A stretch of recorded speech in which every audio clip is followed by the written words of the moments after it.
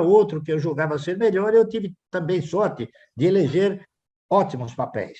Certo? Exatamente. Nossa, assim, eu falei para o Benjamin que eu ficaria, Matheus, fico até sem graça quando eu fico conversando com você assim ao vivo, pela sua trajetória. Eu vou falar para você uma pergunta que me fizeram recentemente numa apresentação que eu fiz, numa troca de papo, né?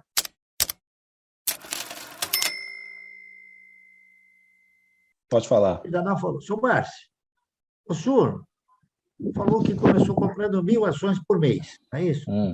Como é que o senhor acha que a gente deve começar?" Então eu respondi: "Comprando 1.000 ações por mês." Olha, Como eu comecei. Entendeu? Mas é interessante, né? Assim, eu não tenho que falar muito, porque a sua trajetória é fantástica, porque você pelo menos abriu a mente. Agora vamos pegar 1970, 2022, agora 21.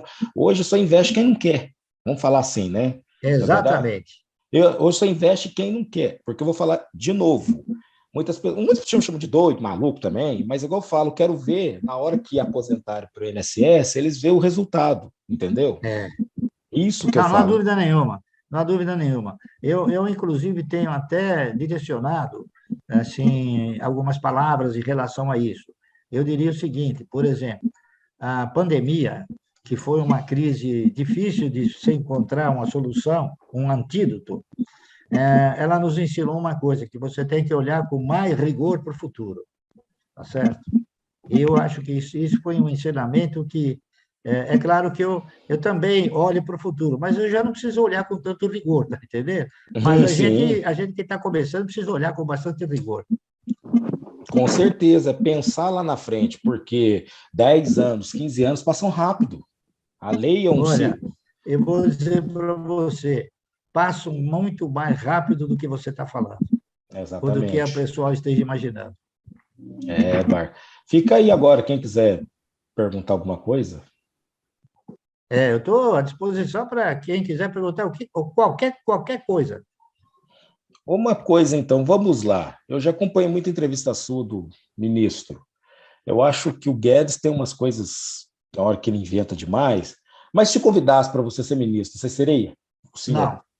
Não, não. O meu Não? sucesso é exatamente eu nunca ter escutado o governo, está entendendo?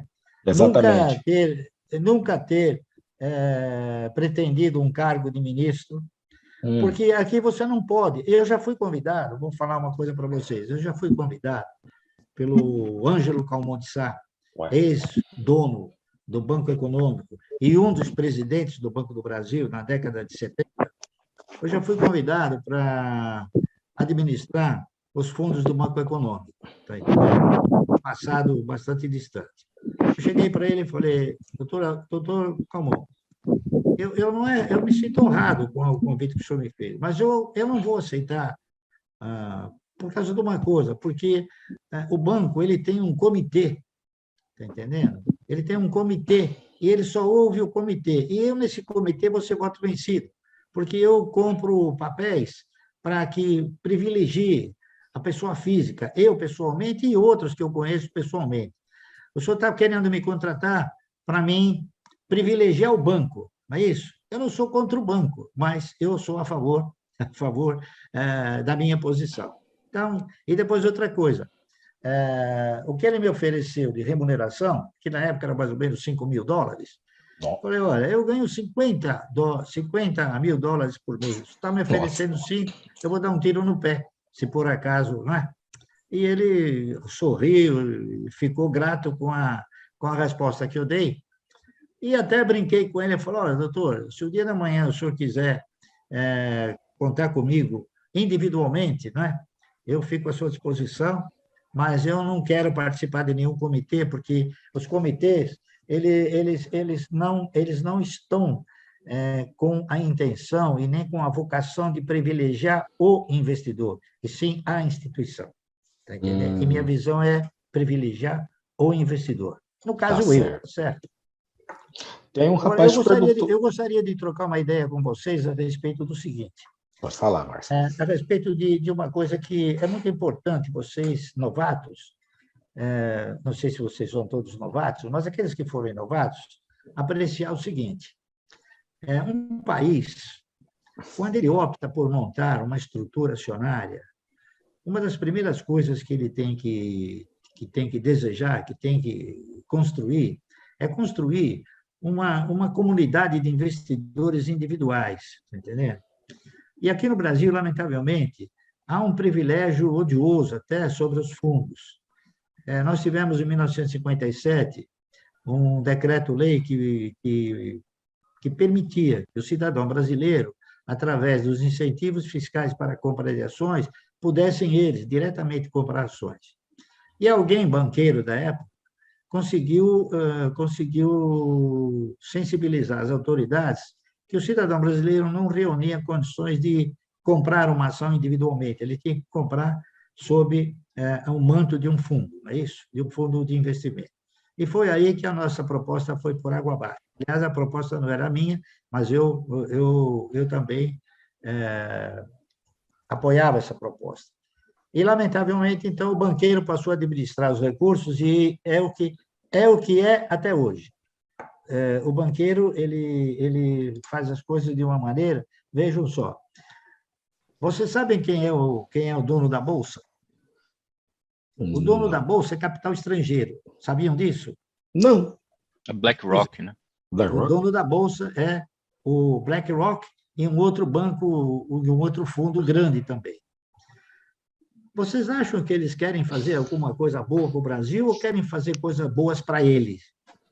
Eles querem fazer coisas boas para eles. Então, ao longo do tempo, eles inventaram um procedimento de mercado que se chama BTC, que é locação de ações. Hoje, essas instituições estão locadas até o último fio de cabelo. Então, quando você monta uma estrutura acionária e você disponibiliza um lugar para se comercializar essas ações, é importante que este centro de negociações ele ampare forças iguais, forças equânimes, está entendendo? Da maneira como estão hoje colocadas as negociações, por exemplo, vou citar as ações da IRB, tem 170 milhões de ações alugadas. Então, o que o fundo faz? O fundo, principalmente esses fundos gringos, que a gente chama, né? Eles alugam as ações e vão vendendo. Esta forma de procedimento, ela acaba exercendo o quê? Acaba exercendo uma pressão de venda e o papel, porque não tem aquela estrutura de compradores individuais desejada, ele vai sofrendo perdas progressivas. Quando chega num determinado momento, o que acontece?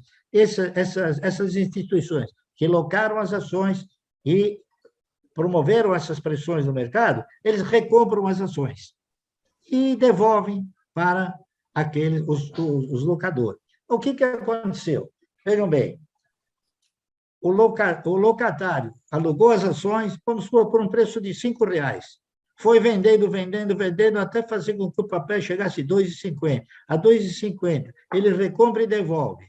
Veja bem, ele vendeu uma coisa que não era dele, ganhou uma nota e outra não foi tributado.